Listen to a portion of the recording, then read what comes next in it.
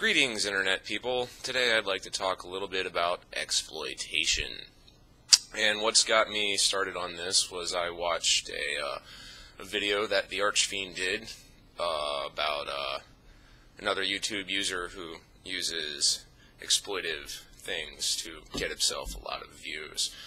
And at the end of this video, he comes to the point that he thinks that we're going to wind up seeing if there happens to be some sort of natural disaster, or natural or otherwise, some sort of disaster, that he's basically fearful that there are some unscrupulous people that will use that as tags and titles in their videos to get views, even though their video will have absolutely nothing to do with said tragedy, save for maybe a 2-second little blurb of opinion about something I don't know. And I got to sit there thinking about it, and I came to the conclusion that, unfortunately, more than likely, yes, we will see that happening. Like say if, quote-unquote, the big one hits California, and 70% of the state is razed to the fucking ground.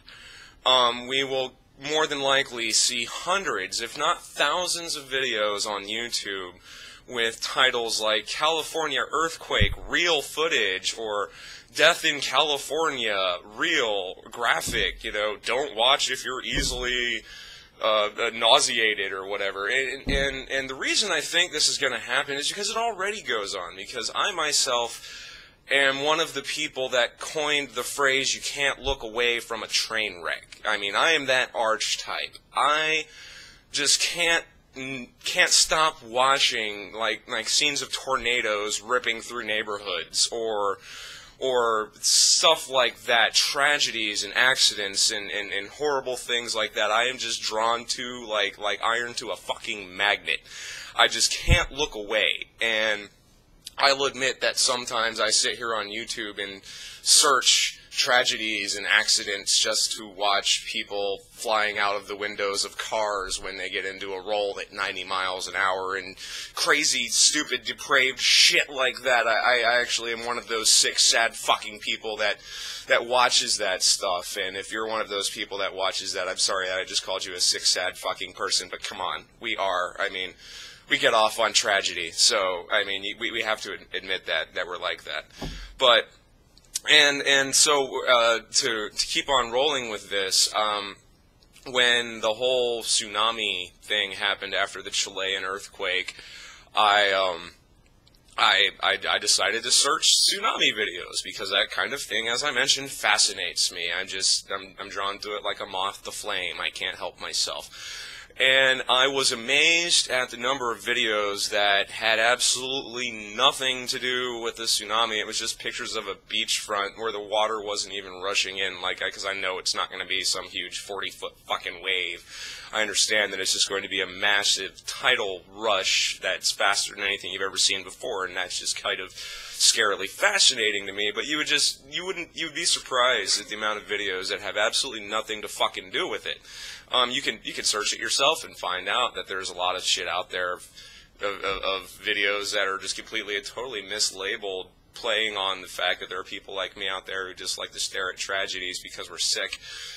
And so it's really kind of indicative of the fact that there are a lot of people out there who don't care what negative effect they have on people, as long as they're getting what they want. And in this particular instance, it would be attention in the form of views and comments and ratings. Even if it's negative attention, it's still attention.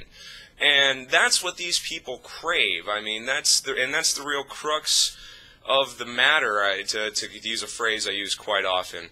And you see it all the fucking time. Like, here's a great example. Anybody who loves to play video games in online modes, like Call of Duty or SOCOM or MAG or any of these games, Gears of War, any of these games, you have inevitably come across the person on the other team who does nothing but talk shit to you and make fun of you and find the smallest little minutia thing that they can about your gamer tag or something they overheard you say, and to try to turn it around to make it some sort of detrimental thing against you.